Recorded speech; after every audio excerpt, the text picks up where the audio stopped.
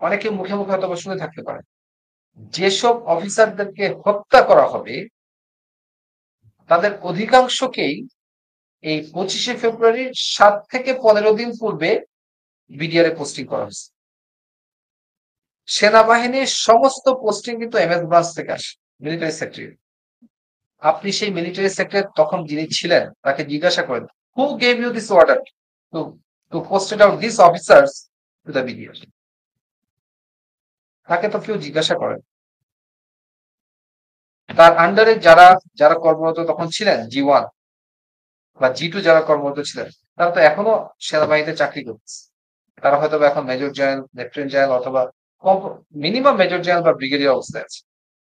Please ask them, who gave you the order this group of officers should be, must be posted to B?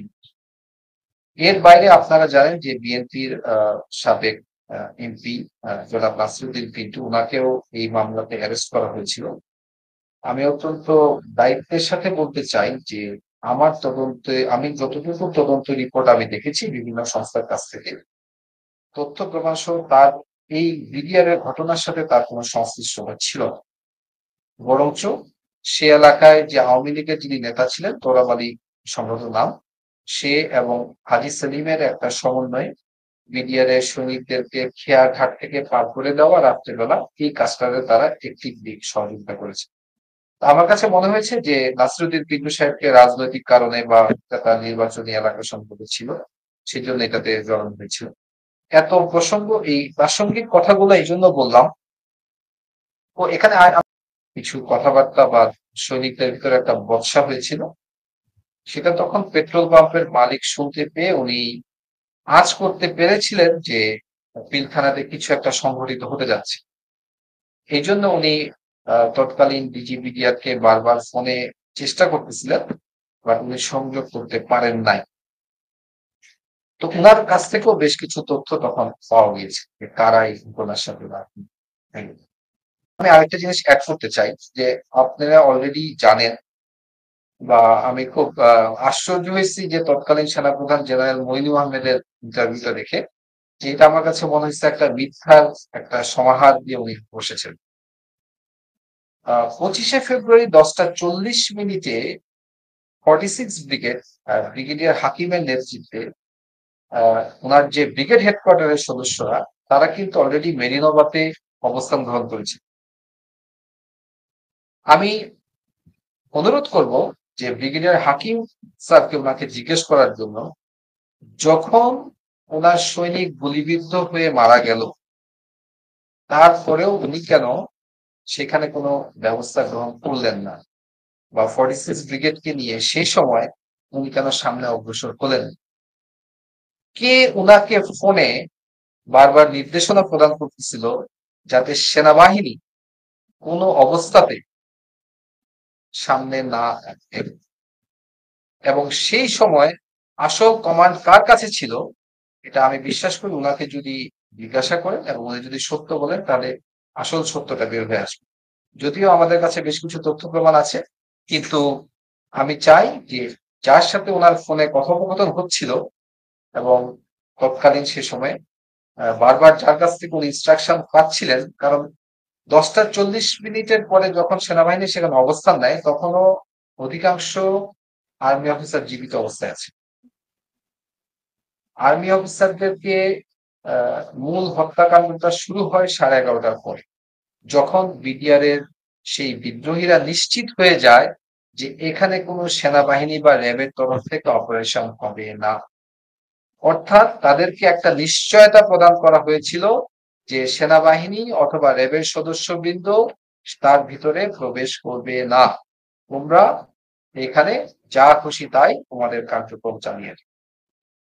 এবং আপনি এর আগেও দেখেছেন, আপনার অনুষ্ঠানে বিভিন্ন র্যাবের অফিসাররা এসেছেন, তারা কিন্তু একই কথা বলেছেন যে they were ready to get coincide. এবং সে সময় বিডিআর এর সেই বিদ্রোহীরা সেই অবস্থাতে ছিল না, তারা এমনকি সে অস্ত্রশস্ত্র সহ সেইভাবে সুসজ্জিত ছিল না, তারা অনেকটা অগোছালো ছিল। এবং কি হচ্ছে না হচ্ছে এ সম্পর্কে বিডিআর এর অধিকাংশ সৈনিকের সেই সময় কোনো ধরনের কোনো ধারণা ছিল না।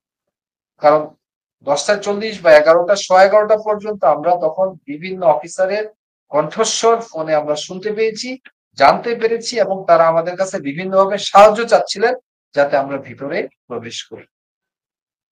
আমি আপনার অনুষ্ঠানের মাধ্যমে এখানে পরিষ্কারভাবে ব্রিগেডিয়ার হাকিম স্যারকে আমি একটা জিনিস জিজ্ঞেস করতে চাই, কেন উনার সৈনিক যখন একটা ফায়ার রিকোয়েস্ট করে ওনার সৈনিকের গলায় গুলিবিদ্ধ হলো, তারপরও কি কারণে উনি সেনাবাহিনীকে ওনার ইউনিটকে ওনার ব্রিগেডকে নিয়ে উনি অগ্রসর হলেন না? আর্মি মিলিটারি অফিসে মিলিটারি ট্রেনিং আমি একটা কথা প্রথমে বলছি যে স্পিরিট, মিলিটারি স্পিরিট, আমাদের যে মিলিটারিতে যে স্পিরিট আছে, যুদ্ধক্ষেত্রে আমার সৈনিক যদি গুলি খায় আমি তাকে বাঁচাতে এগিয়ে যাব। আমার সৈনিক যদি বিপদে পড়ে আমি গুলি করতে করতে তাকে আমি যাতে সেই বিপদ থেকে তাকে যাতে আমি আমার লাইফ রিস্ক নিয়ে আমি যাতে আমি তাকে উদ্ধার করতে পারি সেই ব্যবস্থা করব। আমি যদি যুদ্ধক্ষেত্রে বিপদে পড়ে যাই আমার সৈনিক আমাকে উদ্ধার করবে। That is the military. এবং এটাই মিলিটারি ট্রেনিং এর মূল এসওপি। তো সেই এসওপি উনি কেন ফলো করলেন না, কার নির্দেশ উনি ফলো করলেন না, আমার মনে হয় সেই উত্তরটা ওনার আজকে জাতির সামনে দেওয়া উচিত। আতাউল হাকিম সাহেব, আপনি কি সন্দেহ উনি কানেক্টেড নাকি উনার আশেপাশে কিছু লোকজন কানেক্টেড ছিল, সেটা হচ্ছে গিয়ে প্রশ্ন। আসলে কনক ভাই আপনি ঠিক বলেছেন, এবং আপনি এটা জানেন যে আমি সবার আগে এই বিষয়ে সরাসরি একদম নাম ধরে আমি কথা বলছি। আমি আসলে ব্যক্তিগতভাবে আমার কাছে যে ফার্স্ট হ্যান্ড যে প্রমাণগুলো নাই বা যাদের বিরুদ্ধে আমার একদম সুনির্দিষ্ট তথ্য চাচ্ছি না, কারণ এটা আমি একটু বেনিফিট অফ ডাউট আছে, কিন্তু যাদের বিরুদ্ধে সুনির্দিষ্ট তথ্য প্রমাণ আমার কাছে আছে আমি এখন পর্যন্ত তাদের নামই আমি উল্লেখ করেছি, যাতে আমি যদি প্রয়োজন হয় আমি সেই তথ্য প্রমাণ আমি দিতে পারবো। ওকে। তো আপনারা আপনারা একটা সামারি নিয়ে গেলেন হাসিনার কাছে বিডিআর রিপোর্টে, তখন জি, এখানে এখানে তখন ওই সামারি যেটা ছিল যে এই কথাগুলো এই কারণে বললাম যে এই সামারিতে যে রাজনৈতিক যে একটা অংশ ছিল, যে যারা জড়িত, এই সামারিতে কিন্তু এই রাজনৈতিক অংশটাকে উজ্জ্বল রাখা হয়েছে। একই সাথে যারা suspected from the military, major general Molla Fazlak, lieutenant colonel Shams, তৎকালীন লেফটেন্যান্ট কর্নেল সালেহ যিনি পরবর্তীতে মেজর জেনারেল হয়েছে, তৎকালীন লেফটেন্যান্ট কর্নেল মামুন খালেদ যিনি পরবর্তীতে সম্ভবত লেফটেন্যান্ট জেনারেল হয়েছে, তৎকালীন brigadier Imrul Kayes, they were suspected through some evidences যে তারা এই ঘটনার সাথে অথবা এই ঘটনাটাকে ধামাচাপা দেওয়ার জন্য জড়িত। একই সাথে ডিজিএফআই আরেকজন কর্মকর্তা ছিলেন কমান্ডার ওয়ালি, উনি নৌবাহিনীর কর্মকর্তা, উনি একজন তদন্ত কর্মকর্তাকে সরাসরি হুমকি দিচ্ছিলেন যে তাকে গায়েব করে ফেলবে। পরবর্তীতে যুক্ত হয়েছে গ্রেট জিয়াউল হাসান, যিনি তদন্ত কার্যক্রমকে সম্পূর্ণভাবে ধামাচাপা দেওয়ার জন্য এবং যেসব অফিসার এটার সাথে জড়িত তাদেরকে তাদের জীবন বিষিয়ে তোলার জন্য এবং তাদেরকে সেই জিনিসটাকে ভিন্ন খাতে প্রভাবিত করার জন্য এবং গুম খুনের সংস্কৃতিটা শৈল্পিক ভাবে এই জিয়াউল হাসান চালু করেছে।